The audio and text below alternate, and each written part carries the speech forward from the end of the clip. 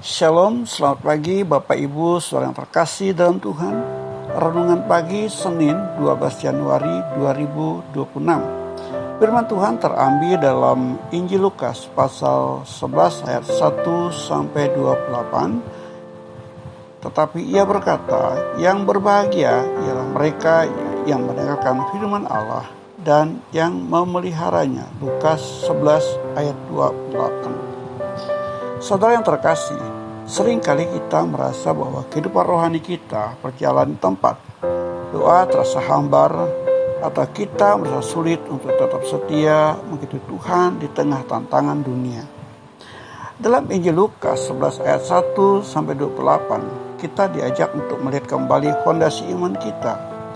Lewat bagian ini, Yesus tidak hanya mengajarkan cara berdoa, tapi juga menunjukkan bagaimana seharusnya sikap hati seorang murid dalam membangun keintiman dengan Bapaknya, memiliki ketekunan yang tidak tergoyahkan, dan pentingnya menjaga ketaatan setelah kita dipulihkannya.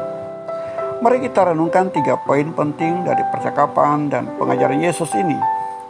Pertama, doa sebagai hubungan, bukan sekedar ritual. Murid-murid meminta Yesus mengajar mereka berdoa karena mereka melihat ada sesuatu yang berbeda dalam cara Yesus berkomunikasi dengan Bapa.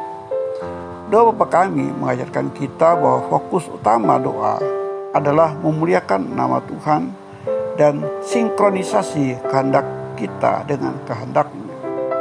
Perlu kita renungkan, jangan jadikan doa sebagai daftar belanja semata, tapi jadikan momen untuk menyelaraskan hati kita dengan rencana Tuhan.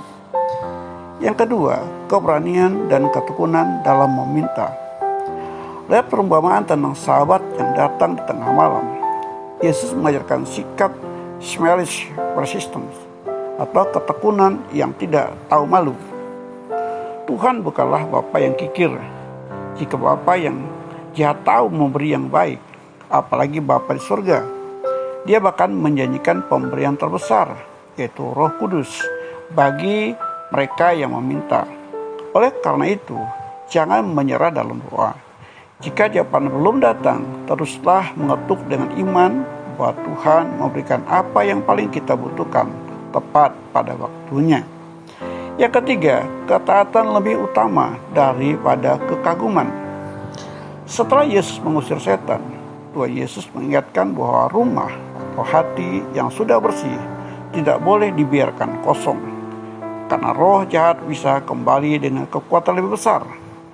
Puncaknya, Yesus menegaskan bahwa kebahagiaan sejati bukan hanya karena dekat secara fisik dengannya atau kagum pada mujizatnya, tapi karena mendengarkan firman Allah dan memeliharanya. Oleh karena itu, pemulihan hidup harus diikuti dengan pengisian hati oleh firman Tuhan. Kekristenan bukan hanya soal berhenti berdosa, tapi aktif melakukan kebenaran.